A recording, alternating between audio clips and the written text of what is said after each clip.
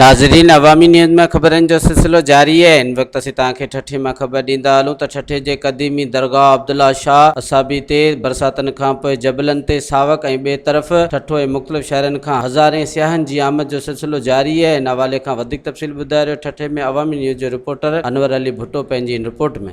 जी नाज़रीन, इन वक्त असां मौजूद आहियूं दरगाह अब्दुल्ला शाह असाबी जेकी पाकिस्तान जी मेन मशहूर दरगाह है। उन हवाले से जेका हिते जा जेका माण्हू आहिनि जी आमद जी सिलसिलो जेको आहे जारी आहे।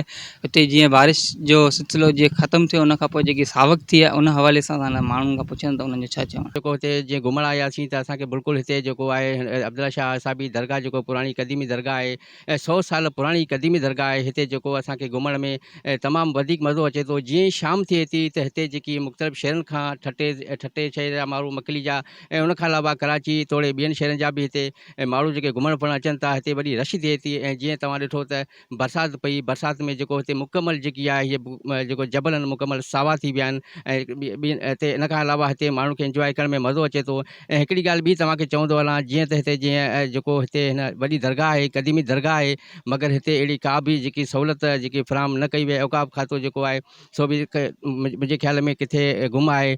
जीअं त हिते पाणी जो बि बंदोबस्तु न आहे, पीअण जे पाणी जो बंदोबस्तु न आहे। उनखां अलावा हिते जीअं रोड ते मेन जेको लाइटूं लॻल आहिनि उहे बि हिते न आहिनि ऐं राति थिए थी त मुकमल हिते जेको सो हिकिड़ी माना हिकिड़ो अंधेरो हूंदो आहे। हिते अहिड़ी का बि सहूलियत कोन्हे। असां औकाफ़ खाते खे ऐं सिंध हुकूमत खे इहो अर्ज़ु कंदासीं त अहिड़ियूं क़दीमियूं जेकियूं दरगाहूं आहिनि उन तफ़री वारियूं दरगाहूं आहिनि उन ते जेकियूं सो सहूलियतूं फ़राहम करे कयूं वञनि। उन खां पोइ तमामु सुठी सावक थी वई आहे ऐं सुठो गाहु थी वियो। असां तमामु घणो इंजॉय करे रहिया आहियूं हिते। मगर दरगाह जा हिते अज़ीमी दरगाह आहे उन जा घणा मसइला आहिनि, पाणी जो मसइलो आहे, ॿिया बि घणा मसइला आहिनि। जी नाज़रीन, इन्हनि जो इहो ई चवणु हो जेको जेका असां माण्हुनि खां पुछा कईसीं त हुते उन्हनि जो इहो ई चवणु हो त हिते जी जेकी मेन क़दीमी दरगाह त आहे पर हुते जी जेकी सहूलियतूं आहिनि उहे जेकी मुहैया कोन बि कयो वयूं आहिनि। कैमरामैन टीम सां गॾु अनवर हुसैन भुट्टो, अवामी न्यूज़ HD ठठो।